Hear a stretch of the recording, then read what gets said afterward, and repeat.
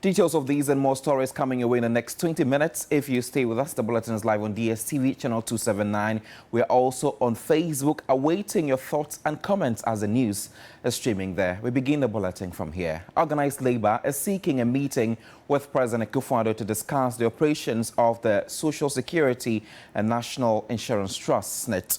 They plan to request the cancellation of a planned sale of SSNIT's stake in 4 hotels of a company linked to a Greek minister, Brian Achampong. The decision by the Social Security and National Insurance Trust, SSNIT, to sell off 60% of its stake in key hotels has brought SSNIT under heavy scrutiny. Amid the raging controversy, many have questioned the reason behind awarding the deal to a company owned by Brian Achampong, the current Greek minister.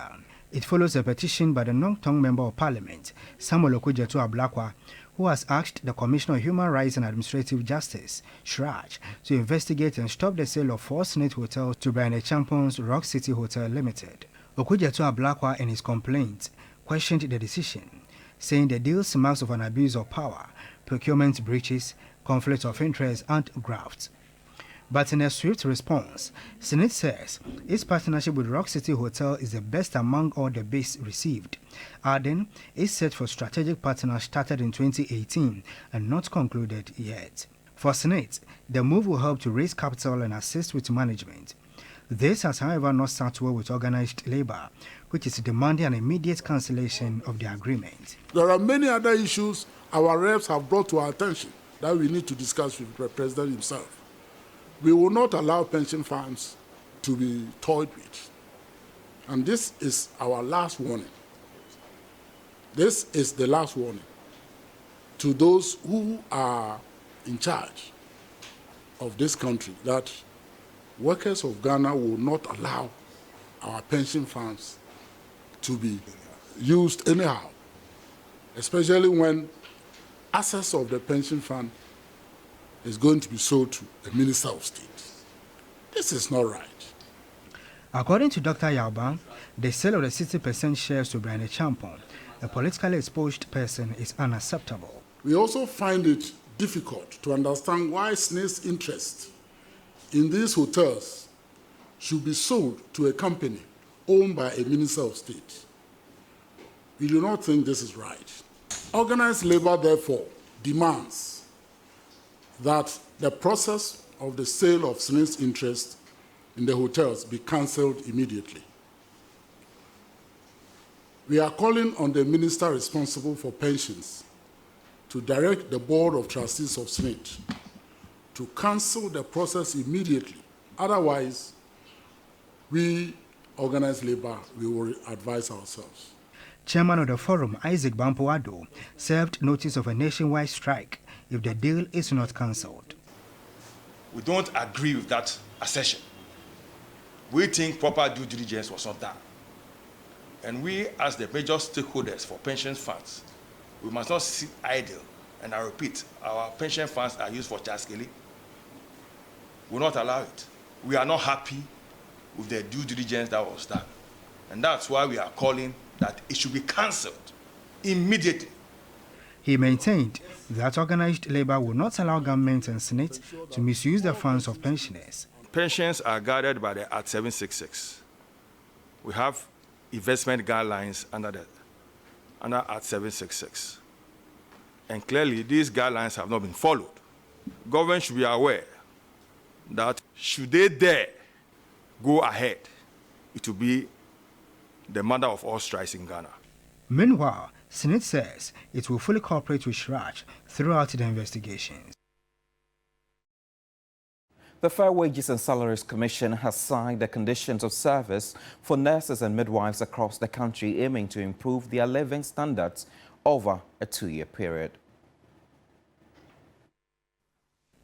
Negotiations for the service conditions have been over 3 months, but the agreement has been concluded, with parties satisfied with the enhanced allowances and improved working conditions for nurses and midwives. One key issue that I want to put across is the issue about the book and research allowance, which we actually agreed on in the collective agreement signed in the year 2020. but we haven't been able to have it implemented all these years, all because of the interpretation of the agreements. And this negotiation has rectified it, and we are hoping that it will be implemented as it should be. President of the Ghana Registered Nurses and Midwives Association, Perpetual Forampofo, stated that the association will ensure the implementation of agreed demands. One thing has been very clear in this negotiation, and no matter how hard we have pushed, the employer has insisted that looking at the economic conditions and the situation we find ourselves in at this time, they will not be able to take on any new allowances. And that was made very clear throughout the negotiation. So what we've been able to do is to improve upon what existed in our old collective agreement as signed in November 2020. Chief Executive Officer of the Fair Wages and Salaries Commission, Ben Arthur, lauded the leadership of nurses and midwives for their good faith in negotiations. We have conducted this negotiation under a very matured atmosphere, which I think others ought to learn. They've stayed the course. We got to points where it was getting very difficult. But at the end of the day, we all agreed to agree at the end of the day. And I think it's a shining example for the employer and the other unions. The new collective agreement is anticipated to be in operation for a period of 2 years. Several miners from Achim Potrase have been hospitalized at the Civic Government Hospital following an exchange of gunshots with the Ochiman Task Force on Monday, escalating tension in the mining community. The conflict erupted at noon when the Ochiman Task Force clashed with the community miners. Victims of the incident are being treated for life-threatening gunshot wounds. The Regional Security Council is handling the issue. 4 suspects are currently in custody at the Civic police station pending investigation.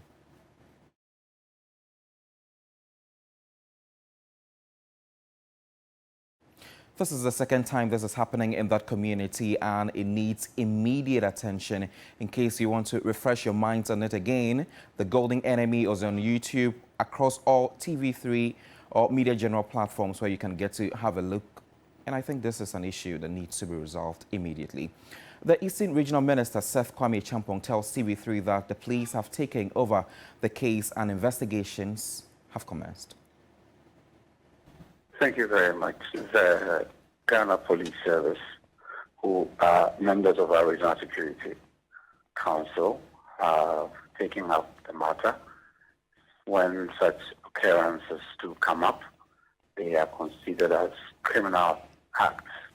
And so the police are investigating the matter as we speak. And calm has been restored to the community.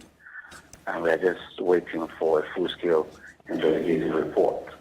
Then we'll be able to know the full details of the happening.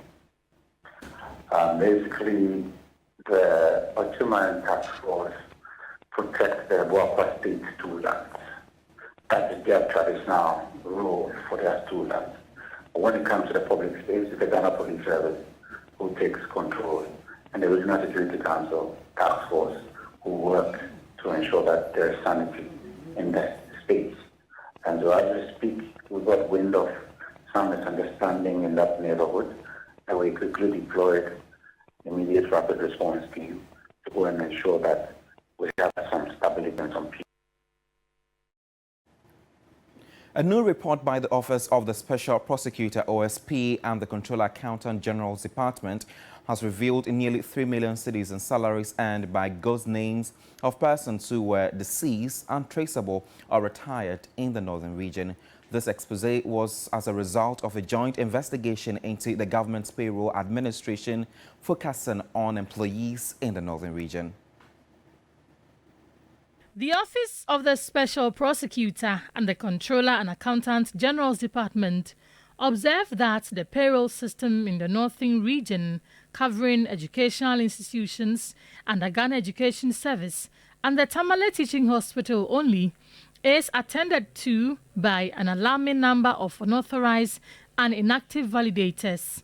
In one instance, it was discovered that a primary school in the Kumungu district of Ghana Education Service did not exist at all. Yet, this non-existent contrived entity was represented as staffed, and the purported staff were being validated monthly and being paid salaries. A staggering amount of 20,854,144 was identified as unearned monthly salaries attributed to individuals who were deceased, retired, no longer in their positions, flagged as missing, or whose whereabouts were unknown, commonly referred to as ghost names. By blocking these payments and removing the corresponding individuals from the government's payroll, the Republic saved in excess of 34 million Ghana cedis for the 2024 financial year. Meanwhile, the Citizens Movement Against Corruption says persons found culpable in the new report by the Office of the Special Prosecutor and the Controller and Accountant General's Department on ghost names must be severely prosecuted.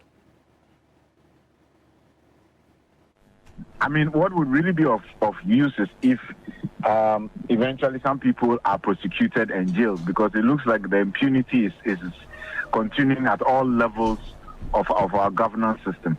So we've had the space because the monitoring and supervisory systems have collapsed. If the ones supposed to be validated are themselves, those who are supposed to do the validation, if they themselves are being cross-checked randomly, the system will work. So you need levels of validation, that, so to speak, checks and balances. It means that at some levels, nobody is supervising and cross-checking. So they realize that, well, nobody's going to come and check us, so we can do what we like. Our systems have broken down. Otherwise, people will not, with such impunity, create primary schools, have names, validate them monthly. The minority in Parliament is raising concerns about the alleged illegal recruitment by government into the security services. The minority leader, Dr. Kezla Tuforson, at a news conference in Accra claimed that all NPP parliamentary candidates have been given 30 slots to select NPP supporters to enlist in the security services, including the police and the army.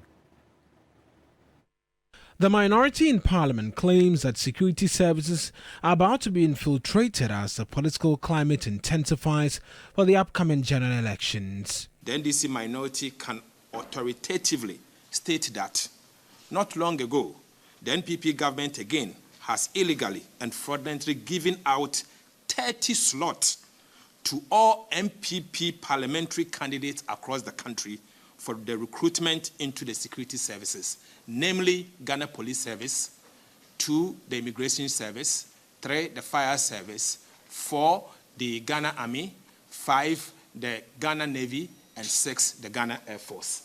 30 slots to each parliamentary candidate of the NPP. They pledge to resist any government attempt to create trouble and chaos. It is unacceptable that the government continues to put cheap partisan considerations ahead of the overall peace, security, and stability of our country in the run-up to the 2024 elections. We wish to remind His Excellency the President, President Akufo-Addo, and the Vice President Alhaji Bawumia, that they will not have their way this time round, regardless of whatever maneuverings that they will roll out in the 2024 elections.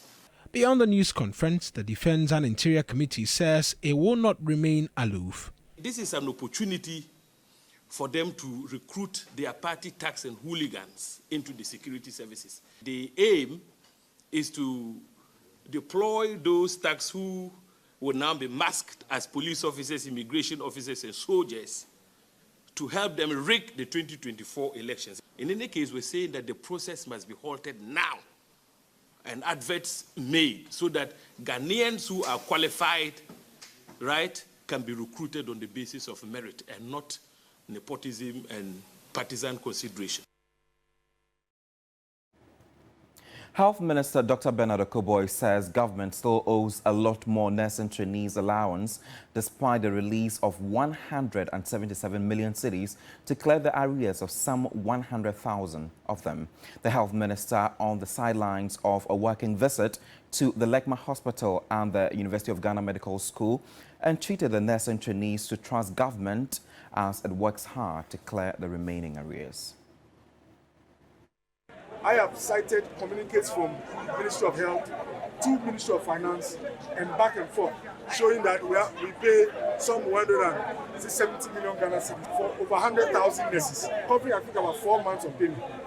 Look, there are thousands of nurses who have had allowances paid to them by this government. But it is also true that there are others whose payments are in arrears. We have decided to work hard to sustain and to pay these arrears. You have to choose between the one who says, I'll pay you, pays you and sometimes owes you, and the other one who says that I can't pay these things at all. And so, if you had the other government led by John Mahama, for the past 8 years, it will be zero for all nurses in Ghana. But as we speak, hundreds of thousands of nurses have had support from the Akufo-Addo government. And it is also true, there are hundreds of thousands who are calling for days to come. We work hard to make sure that everybody receives what is due them. This is the kind of government you have to support. The one who says, I'll shoulder this trouble, I'll shoulder this burden, I'll work hard to sustain it. It's better than the one who says, this is too much load for me, I can't carry. The choice is yours. We are keeping an eye on the promise. The National Commission for Civic Education plans to publicly name and shame media houses and politicians that promote insults and religious division. The chairperson, Catherine Addy, stated that this year's election will be more critical due to the recent insurgencies in the sub-region. We want all Ghanaians to bring their minds home to the issues that we are highlighting as triggers and threats in this election cycle. Issues of money in politics, both on the supply side and on the demand side, because now political actors are supplying, but the citizens are also demanding. It's a very dangerous development in our politics. We are talking about issues of intemperate language, intolerance, and fake news, misinformations. This misinformation, these are things that we all participate in, sometimes unknowingly. We forward things that are not verified. We see things that are very incendiary. This year, we will not allow religious intolerance, religion-based campaign to be a part of our electoral political culture. As you heard mentioned, we will be naming and shaming those who want to bring this extra divisiveness into our midst as a people. If the media is not on board, this will not work. If the media is not on board, if the media is not committed to not providing a platform for politicians and political actors and their supporters to do things that will create problems for our society, that will incite other people. If the media is not committed to this, we will not succeed. So my plea to media is to ensure that that very powerful media platform that you have, that the people fought for, people died for us to have this freedom, this free media that we practice in this country, that we do not use these platforms to bring the country down. And also talking about the voters registration exercise, as of yesterday, 4 p.m., quite a number of people were still stuck in queues awaiting their turn to be able to be registered, including students who were missing their lessons as well. We'll definitely keep our lenses there to bring you updates subsequently. My name is Godwin Asidiba. You can log on to 3news.com for more news stories. Have a good morning. See you soon.